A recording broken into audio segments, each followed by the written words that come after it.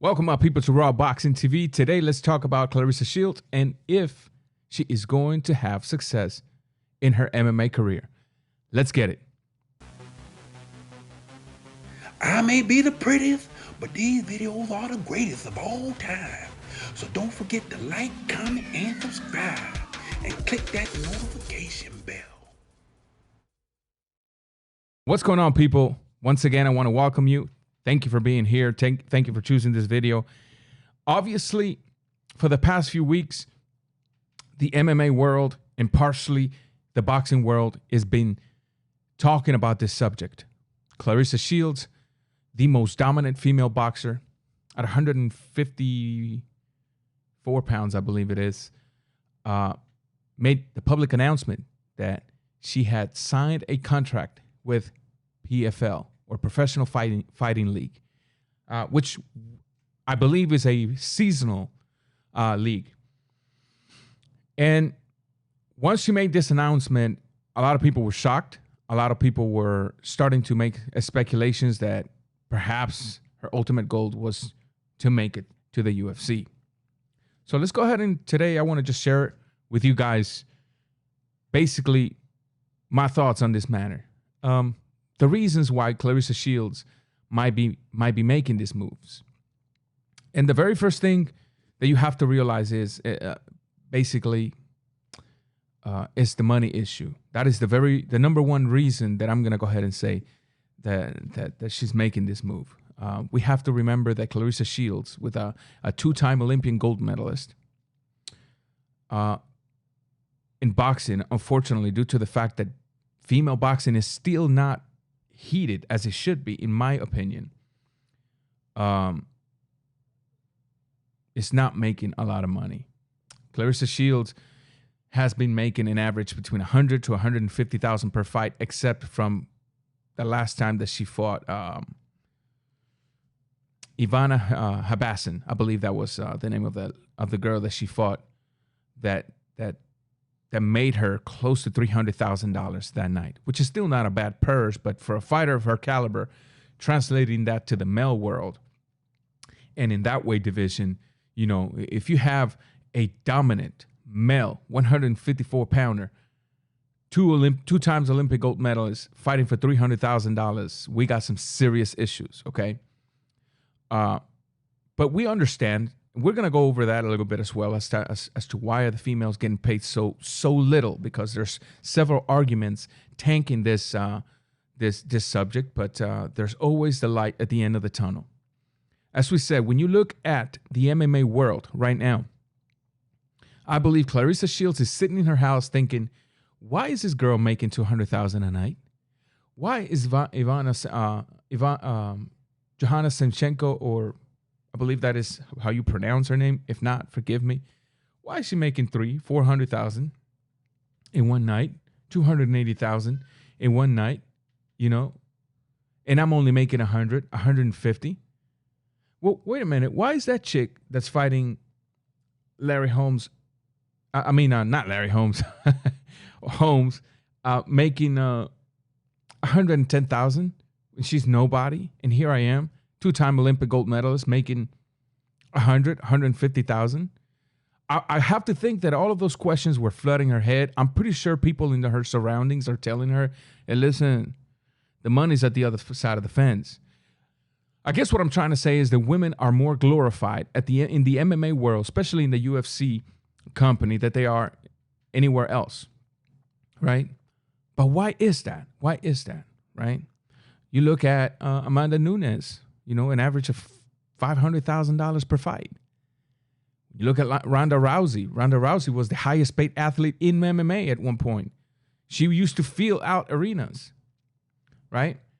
So I'm pretty sure that Claressa Shields, being as dominant as she is, possessing the boxing skills that she has, possessing the Olympian pedigree that she does, at some point, in collaboration with her surroundings, had to come to the conclusion, you know, we need to give this MMA stuff a little try, because I've been working my butt off and I still ain't made $1 million.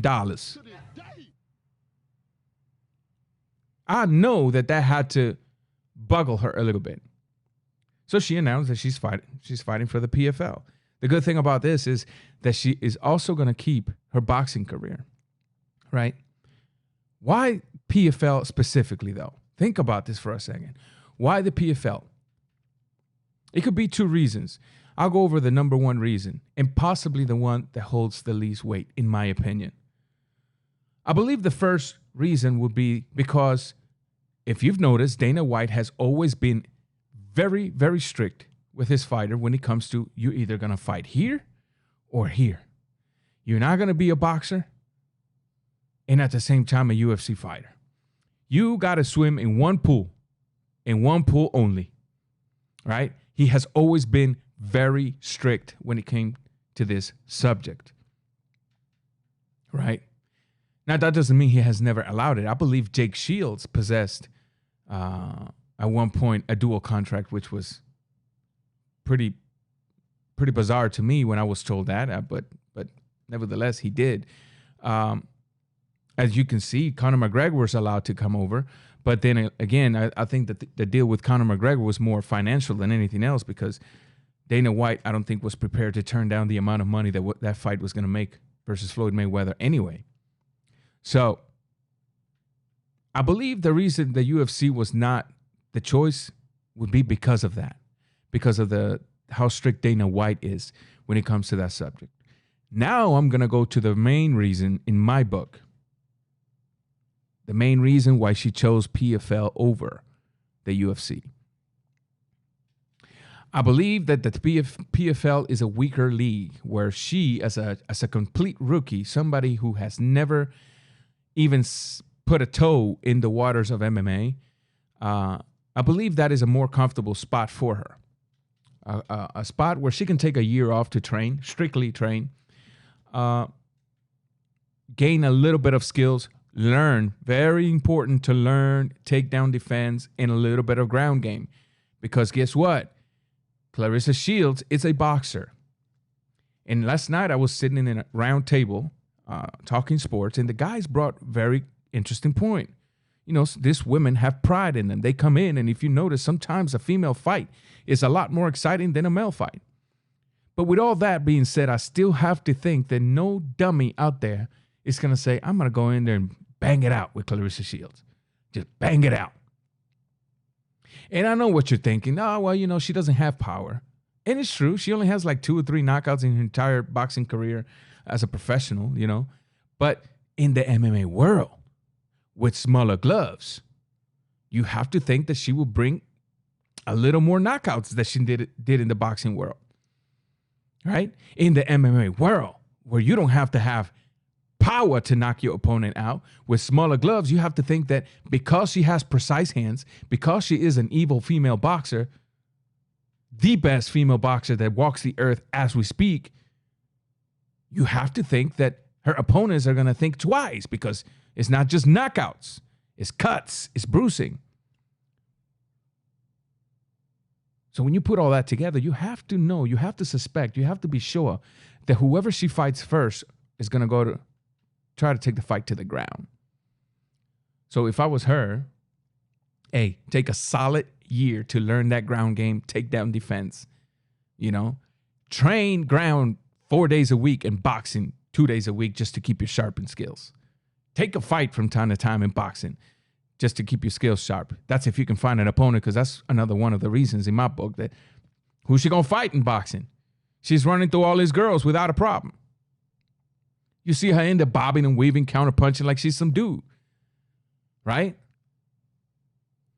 So Claressa Shields has to really take into consideration that her biggest need right now in the MMA world is the ground game. Not so much the Taekwondo aspect, the Muay Thai aspect. Yes, that's important, but you got to know that they're going to go to the ground. They did it, you know, they did it to James Toney. The wrestler took him to the ground immediately and pounded on him. So I have to think the same thing is going to happen to Claressa Shields if the day that she does makes her debut, if she makes her debut. Because also last night in that same table, there was a guy that seemed to think, D-Style, by the way, shouts out to you, G-Funk, all the guys that were on the table last night. he seems to think she's not even going to make her debut. He seems to think that this is all a white cloud, smoke, just to get her name out there in people's ears. And he might be. But right now, let's focus on the positive side, the positive thinking. Let's hope she does. Again, ground game. Ground game. We haven't gotten to the reason yet of why PFL over UFC. And here we go. I'm not going to keep you waiting. It just so happened to be that at the PFL, at the same weight division, there is this girl who is also a two-time Olympian gold medalist, but at this time, she is a two-time Olympian gold medalist in judo. Yes, her name's Kayla Harris. Do you know Kayla Harris made $1 million? $1 million. When has Claressa Shields made $1 million of fighting? Harris made $1 million in a little tournament that she won. So I know Claressa Shields sitting at home looking at this, and she's like, I gotta make something. I gotta get some greens in this bank account. I mean, do you blame her? I sure as hell don't. I absolutely don't.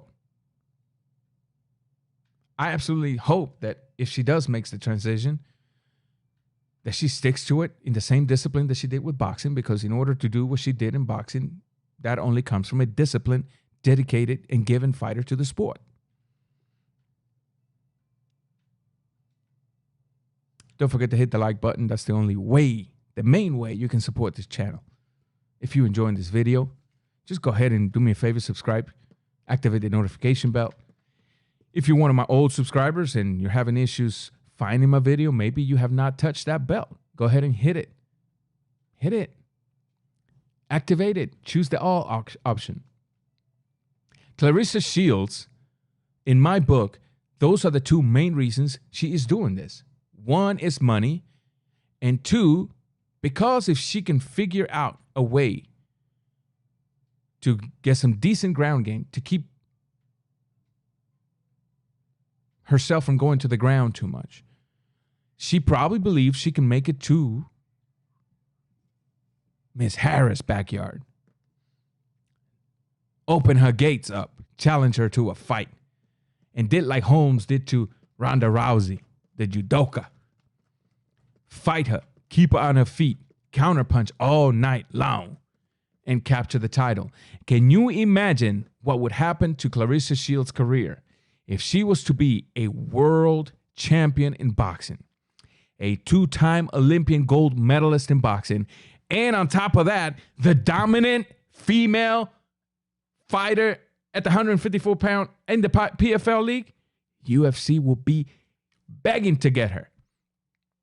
And she will be willing to go. I would like to think she'd be willing to go as long as Dana White lets her box and fight. But we'll see when we get there. That's it for now. I'd like to hear what you think about this subject. What do you think about Claressa Shields? Is she going to make it? I certainly hope she does. Raw Boxing TV, I'm out.